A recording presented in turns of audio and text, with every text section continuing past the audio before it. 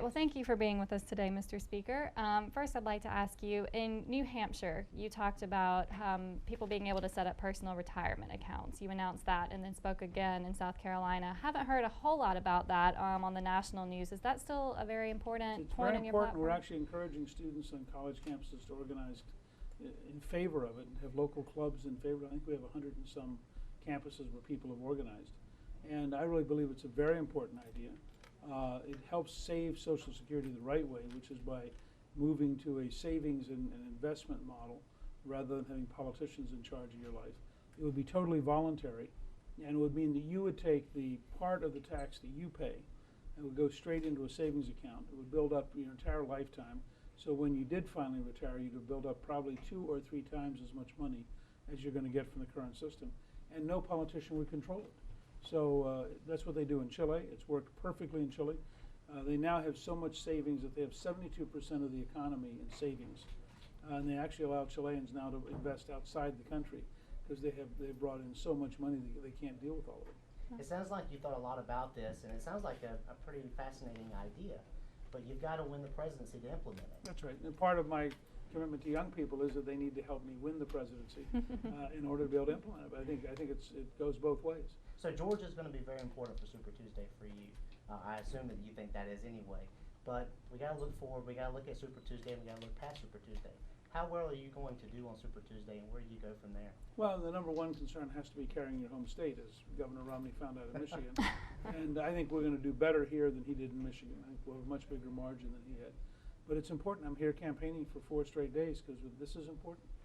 I also believe we'll do well in a couple other states, particularly Tennessee, Oklahoma, and Ohio, and then maybe some opportunities in Idaho, and in North Dakota, Alaska, and to a lesser extent Vermont and Massachusetts. I then think we will do very well the following week in Alabama and Mississippi. I think we'll carry both of them. And we may carry Kansas, which has a caucus the following Saturday. So I think by the middle of March, this will begin to look like a very different race.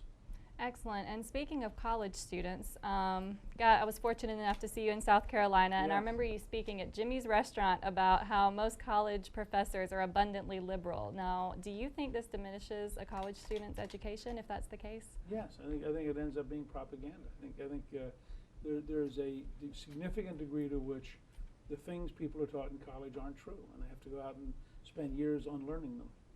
So how do you fix that as President of the United States? Well, you don't. I think as President of the United States, you point it out, and you hope that people will fix it themselves. You hope that the Board of Regents will fix it, or you hope that the Board of Trustees in a private university, you hope the students will fix it. We live in a pretty open society, so you can Google and Wikipedia a lot of stuff. But I think if you look at the number of campuses, for example, where they don't even teach American history anymore, or if they do teach it, they teach only a weird version of it. It's really quite remarkable. So then should students do something alternative to college education, or is it not? On occasion, look, it depends on what you're trying to accomplish. I mean, I think as long as you understand that a lot of what you're getting is propaganda, and that it's not about knowledge, it's about the values of the faculty, right. Then I think you sort of go in forewarned and you're armed against it, and you can argue with it. I also think, though, there are cases where faculty grade people based on whether they pretend to be liberal. And I think that's totally wrong. I think students ought to file a complaint. If you end up being coerced by a faculty member intellectually, you ought to be prepared to file a complaint against them. And so lastly, what are you doing to reach out to young people in your campaign? Well, look, we have a couple of things. First of all, $2.50 a gallon gasoline with our American Energy Plan, which most young people find desirable. Right. Second, we have a very aggressive jobs program. I helped Ronald Reagan with 16 million jobs in the 80s. I worked with Bill Clinton on 11 million new jobs while I was Speaker. When I left office, we were at 4.2% unemployment. You're not going to pay off the student loans if you don't get work.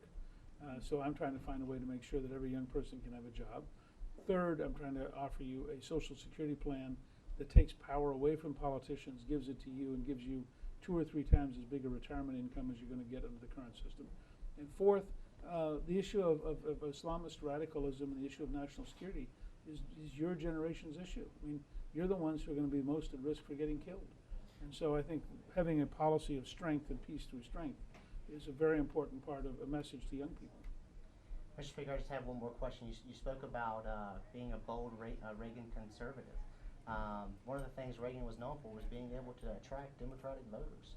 In a general election, how are you going to do that as opposed to all of your current Well, opponents? take for example, take for example an American energy program. 79% of the country believes we ought to be independent of the Middle East. That's 79% of liberals, 79% of conservatives. It's a huge margin.